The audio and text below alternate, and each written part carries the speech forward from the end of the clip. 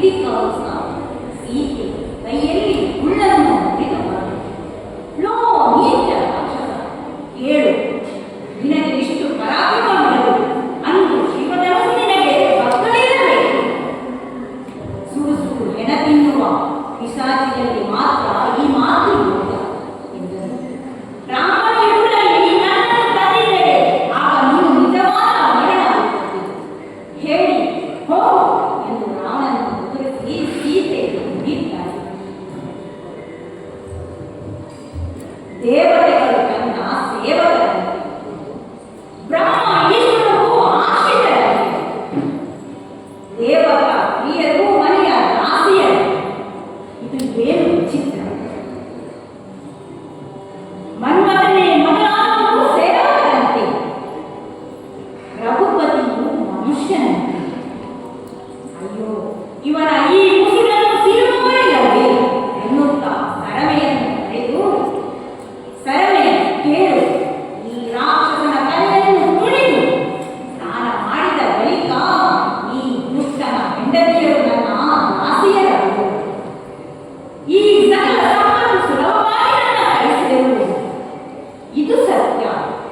ಈ ಹೇಳಿಕೆ ಉತ್ತರ ಕೊಟ್ಟು ಈ ಹರಡುವ ರಾಕ್ಷಸನನ್ನು ಕಳುಹಿಸು ಎಂದು ಸೀತೆಯು ಹೇಳುತ್ತಾರೆ. ಛೀ, ಇವಳು ಅತಿವೃತ್ತಿಯಲ್ಲಿ ನಾವು ತೀರು ಮಾತಾಡುವುದು ನಿಜ. ಇವಳು ನನ್ನ ತಲೆಯನ್ನು ಕತ್ತರಿಸಿ ತುಳಿದು ಸ್ನಾನ ಮಾಡುವಳು. ಶಿವ ಶಿವ, ಮಹಾ ಐಶ್ವರ್ಯಕ್ಕೆ ಒಡತೆಯಾದಳು. ಬಾಯಿ ಕಡೆಗೆ ಹೆಂಗಸನ್ನು ಕೊಂದು ಬಿಡುತ್ತೇನೆ ಎನ್ನುತ್ತಾ ಅತಿ ಕೋಪದಿಂದ ರಾಕ್ಷಸರ ಒಡೆಯನು ಕತ್ತಿಯನ್ನು ಕೊಟ್ಟನು. ಆಗ ಮಗಳಾದ ಮಂಡೋದರಿಯು ಗಂಡನಲ್ಲಿರುವ ಚಲಪಡಿಸುವ ಖಡ್ಗಕ್ಕೆ ಕೈ ಹಾಕಿ ಹಿಡಿದುಕೊಂಡು ತನ್ನ ಪತಿಯ ಪರಾಕ್ರಮವನ್ನು ಮುಗಿಸಿ ಕತ್ತಿಯನ್ನು ಪಕ್ಕಕ್ಕೆ ಎಸೆಯುತ್ತಾನೆ. ಅಷ್ಟರಲ್ಲಿ ಹನುಮಂತನು ಹಿಡಿಕಾಗುತ್ತಾ ಗಿಳಿಗಳ ಗುಂಪಿನ ಮೇಲೆ ಬೀಳುವ ಬಿಡುಗದಲ್ಲಿ ಹಾರಿ ಎಸೆದ ಖಡ್ಗವನ್ನು ತೆಗೆದುಕೊಂಡು ಮರದ ಕೊಂಬೆಯಲ್ಲಿ ಮುಚ್ಚಿಡುತ್ತಾನೆ. ಇತ್ತ ಮಂಡೋದರಿಯು ರಾವಣನಲ್ಲಿ ಹೀಗಿರುತ್ತಾಳೆ.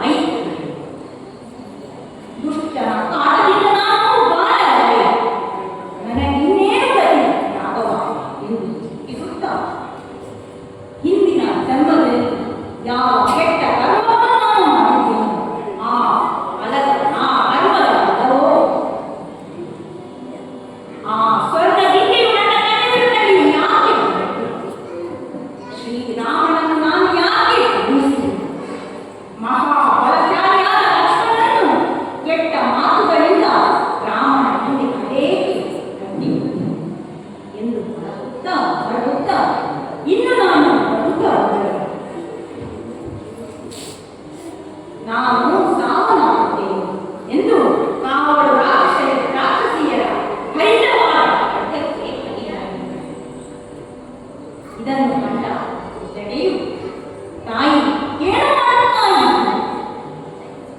ನೀನು ಜಗತ್ತಿನ ಜೀವಿಗಳ ವಿನಾಶವೇ ಸಾಕು ಮಗು. ಈ ರೀತಿ ಮಾಡುವುದು ನಿನಗೆ ಸರಿಯೇ? ಇಲ್ಲಿಯವರೆಗೆ ಸಹಿಸಿಕೊಂಡು ಬಂದಂತಹ ನಿನ್ನ ತಾಳ್ಮೆಗೆ ಇದು ಅನುಸರಿಸುವ ಮಾರ್ಗವೇ. ನೀನು ರಸಕಂಠನ ಅವಸಾನದ ದಿನಗಳು ಹತ್ತಿರ ಬರುತ್ತಾ ಇವೆ. ಇನ್ನು ನಿನ್ನ ಏಳಿಗೆಯ ಬಳ್ಳಿಯು ಬೆಳೆಯುತ್ತಾ ಇದೆ ಎಂದು ನುಡಿಯುತ್ತಾ ವೈದೇಹಿ ಇಲ್ಲಿ ಕೇಳು. ಕನಸ ಕಂಡೆನು ನಿನ್ನೆದುರಿನ ಕೊನೆಯಲ್ಲಿ ವೈದೇಹಿಗೆ ಕಳವಳ ಪರಾವಳನ ಹರಿದ ತಲೆಗಳಲಡುವ ನಾರಿಯರ ನಿನದೆಂದು ತನ್ನದಿಕ್ಕಿಗೆ ತನ್ನವಿದ್ವ ಜಾರಿಗೋದ ಜನಸಹಿತ ಗಮನಿಸುವುದ ಎಂದಳು ಸೀತೆಗಾರಿಗಡೆ. ವೈದೇಹಿ ಕೇಳು, ನಿನ್ನೆ ರಾತ್ರಿಯ ಕೊನೆಯ ಭಾಗದಲ್ಲಿ ಒಂದು ಮನಸ್ಸನ್ನು ಕಂಡೆ. ಕತ್ತರಿಸಿದ ತಲೆಗಳೊಡನೆ ಅಳುವ ಸ್ತ್ರೀಯರ ಶಬ್ದದೊಡಗೂಡಿ ಯಮನ ಅಧಿಕಾರ ದಕ್ಷಿಣ ದಿಕ್ಕಿಗೆ ರಾಕ್ಷಸ ರಾವಣನು ಮಕ್ಕಳು ಸ್ನೇಹಿತರು ಬಂದು ಬಾಂಧವರೆಲ್ಲ ಹೋಗುವುದನ್ನು ಕಂಡು ಬಿಳಿಯ ಆನೆಯ ಬೆನ್ನಿನ ಮೇಲೆ ರಾಗವನ್ನು ಕಂಡು ಬಿಳಿಯ ದೊಡ್ಡ ಗೂಡಿಯ ಮೇಲೆ ಬಲಶಾಲಿಯಾದ ಲಕ್ಷ್ಮಣನನ್ನು ಕಂಡು ನಾನು ಹಿಡಿದ ಮುತ್ತಿನ ಒಡವೆಗಳನ್ನು ಮಂಗಳ ವಸ್ತ್ರಗಳನ್ನು ಅಲಂಕರಿಸಲಾದಂತಹ ನಿನ್ನನ್ನು ರಘುರಾಮನ ತೊಡೆಯ ಮೇಲೆ ಕಂಡು ಎತ್ತರವಾದ ಪರ್ವತದ ಶಿಖರ ತುದಿಯಲ್ಲಿ ಪುಲಸ್ತ್ಯ ವಂಶದ ಗರ್ವಿಷ್ಠ ವಿಭೀಷಣನ ಪಟ್ಟಾಭಿಷೇಕದ ಹಣತೆಯನ್ನು ಕಂಡು ಇದು ನಾನು ಕಂಡ ಕನಸು ಗೊತ್ತಾ ಸೀತಾ ದೇವಿಯನ್ನು ಸಮಾಧಾನಪಡಿಸುತ್ತಾರೆ. ಆದರೂ ಜಾನಕಿಯ ಮನಸ್ಸಿನಲ್ಲಿ ಚಿಂತೆಯು ಬಿಡುವುದಿಲ್ಲ. ಪತಿಯನ್ನು ಕುರಿತು ಚಿಂತೆಗೊಳ್ಳುತ್ತಾನೆ. ನಂತರ ಶ್ರೀರಾಮನ ಹೇಗಿದ್ದಾನೆ, ಲಕ್ಷ್ಮಣ ಹೇಗಿದ್ದಾನೆ, ಅವರ ಕ್ಷೇಮವಾಗಿ ಹೇಳುವವರು ಯಾವೆಂದು ಚಿಂತೆ ಪಡುತ್ತಾರೆ. ಇದನ್ನು ಹನುಮಂತನು ಅಶೋಕ ಮರದಲ್ಲಿ ಕುಳಿತು ನೋಡುತ್ತಾ ಇದ್ದಾನೆ. ಆಗ ಹನುಮಂತನು ನನಗೆ ಹೇಳ್ತಾನೆ, ದೇವಿಯರೇ, ನಿಮ್ಮ ಪತಿಯ ಪಾದ ಕಮಲಗಳು ಅತ್ಯಂತ ಕ್ಷೇಮವಾಗಿವೆ. ಲಕ್ಷ್ಮಣ ದೇವರು ಬಲಶಾಲಿಯಾಗಿದ್ದಾನೆ. ಪರಾಕ್ರಮಶಾಲಿಯಾದ ಕವಿಗಳ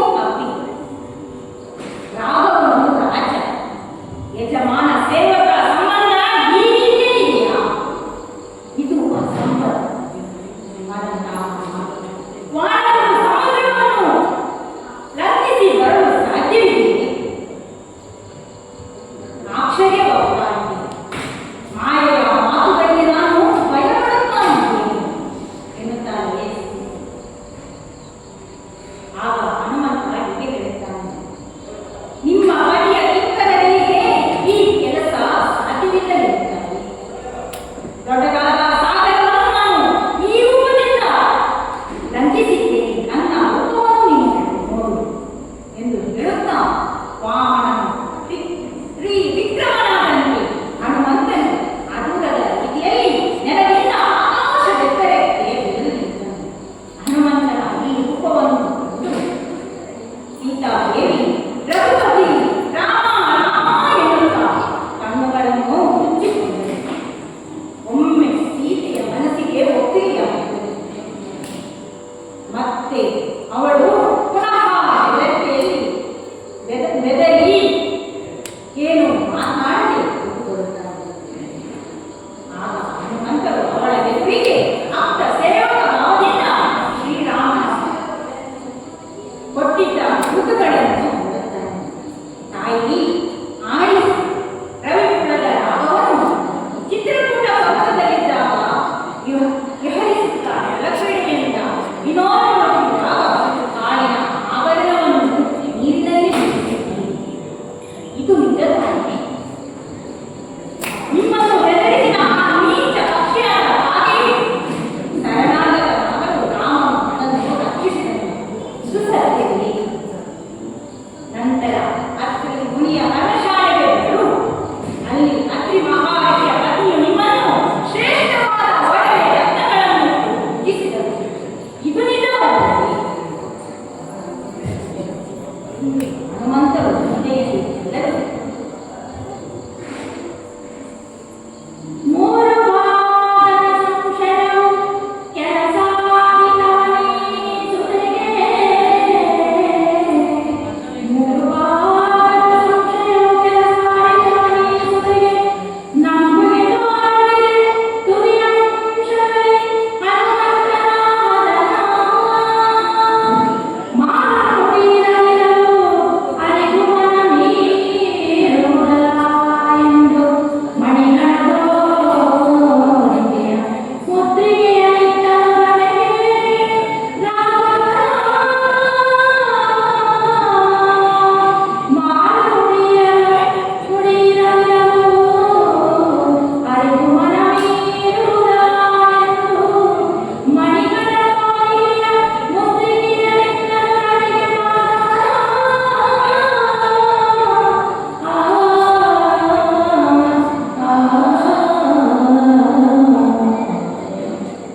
ಹನುಮಂತನ ಮಾತುಗಳನ್ನು ಕೇಳಿದಂತಹ ಸೀತಾದೇವಿಗೆ ಮುಕ್ಕಾಲು ಸಂಶಯವು ತೊಡಗಿತು.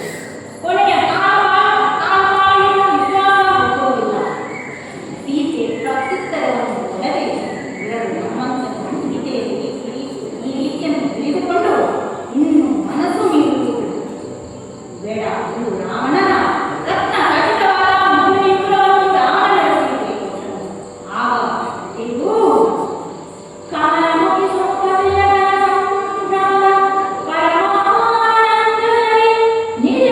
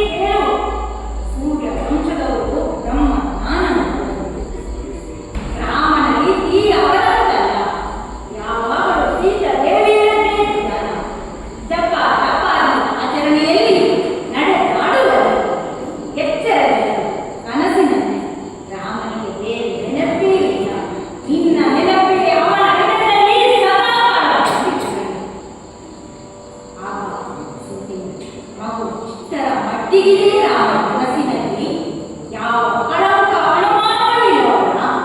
ನೀನು ಹೇಳಿದ ಮಾತನ್ನು ನಾನು ನಂಬಬಹುದೇ? ಇದು ಸತ್ಯವೇ? ಹೇಳು ಎನ್ನುತ್ತಾ ಹನುಮಂತ ನನಗೆ ಎಂದಿಗೆ ಬಿಡು, ನನ್ನನ್ನು ಯಾವಾಗ ಬಿಡಿಸಿಕೊಂಡು ಹೋಗಿಸಿ ಎಂದು ಹೇಳಲು ಸೀತೆಯ ಕಣ್ಣುಗಳಲ್ಲಿ ನೀರು ತುಂಬಿದವು. ಆಗ ಹನುಮಂತನ ಬೇಸರದಿಂದ ನಿಂತಾನು. ಏನು ಮಾಡಲಿಲ್ಲ, ನಾನು ತಪ್ಪು ಮಾಡಿದೆ ಎಂದು ನನಗೆ ಅನಿಸುತ್ತಾ ಇದೆ. ಇನ್ನು ಹೇಳಿ ಫಲವೇನು? ಈ ರಾಕ್ಷಸನನ್ನು ಕೊಂದು ನಿಮ್ಮನ್ನು ಬಿಡಿಸಿಕೊಂಡು ರಾಮನಿಗೆ ಒಪ್ಪಿಸಲಿ ಇದ್ದರೆ ನಾನು ಇಲ್ಲಿಗೆ ನಿನ್ನನ್ನು ಸೀತಾ ಅನ್ವೇಷಣೆಗೆ ಬರುವಾಗ ಶ್ರೀರಾಮನಲ್ಲಿ ಈ ಮಾತನ್ನು ಕೇಳಲಿಲ್ಲ. ಸೀತೆಯನ್ನು ನಾನು ಕರೆತರಬೇಕಾದ ಕೇಳಲಿಲ್ಲ. ರಾಮನಿಗೆ ಒಪ್ಪಿಕೊಳ್ಳಲು ಏನು ಅಂತ ಹೇಳಿದೆ. ನೀನು ಸೀತೆ ಎಲ್ಲಿದ್ದಾನೆ ಎಂದು ಹುಡುಕಿಕೊಂಡು ಮಾತ. ಆದ ಕಾರಣ ನಾನು ಈ ರಾಕ್ಷಸನನ್ನು ಕೊಂದು ನಿಮ್ಮನ್ನು ಬಿಡಿಸಿಕೊಂಡು ಹೋದರೆ ನಿಮ್ಮ ಸತಿಯಾದಂತಹ ಶ್ರೀರಾಮಚಂದ್ರನು ಏನೆಂದು ಕೊಂದರು. ನಿಮ್ಮ ಮೇಲೆ ದೋಷಗಳನ್ನು ಕಾಣುತ್ತದೆ, ನನ್ನ ಮೇಲೆ ಅಧಿಕಾರವನ್ನು ವಹಿಸುತ್ತದೆ, ಏನು ಮಾಡುವುದು ಎಂಬುದಾಗುವುದಿಲ್ಲ. ಆದ ಕಾರಣ ಶ್ರೀರಾಮನೇ ಬಂದು ಆ ರಾವಣನನ್ನು ಕೊಂದು ನಿಮ್ಮನ್ನು ಬಿಡಿಸಿಕೊಂಡು ಹೋಗುತ್ತೇವೆ. ರಾವಣಿಗೆ ಉತ್ತಮವಾದಂತಹ ತೀರ್ಪು ಎಂದು ಹೇಳುತ್ತಾ, ನೀನು ಚಿಂತಿಸಬೇಡ, ರಾಮನಿಗೆ ನಿನ್ನನ್ನು ಕೊಂಡು ಹೋಗುವುದು ಜಾನಕರ ಕಾರ್ಯವೆಂದು ಹನುಮಂತನು ಹೇಳುತ್ತಾ, ತಪ್ಪಿ ಹೋದ ಕೆಲಸವು ಹೀಗಿರಲಿ. ನಿಮ್ಮ ಪ್ರೀತಿಯ ಪತಿಯನ್ನು ಬರೆದುಕೊಂಡು ಬರದೆ ಹೋದರೆ ನಾನು ಸೇವಕನಲ್ಲ. ನಿಮ್ಮ ಅಪಾರ ಚಿಂತೆಯನ್ನು ಕಲಿಸಲಾರೆ, ನಿಮ್ಮ ಅಭಿಲಾಷೆ ಮಂಗಳಕರವಾಗುವುದು ಎಂದನು ಹನುಮಂತ. ನನ್ನನ್ನು ಬೀಳ್ಕೊಡಬೇಕು, ನೀವು ನನ್ನನ್ನು ಇಲ್ಲ ಬೀಳ್ಕೊಡಿ ಎಂದು ಹನುಮಂತನು ಕೇಳಿಕೊಳ್ತಾ ಇದ್ದಾನೆ. ಬೀಳ್ಕೊಡಿ ನಿಮ್ಮ ಸಹಿತ ಹೇಳಬೇಡಲೇ,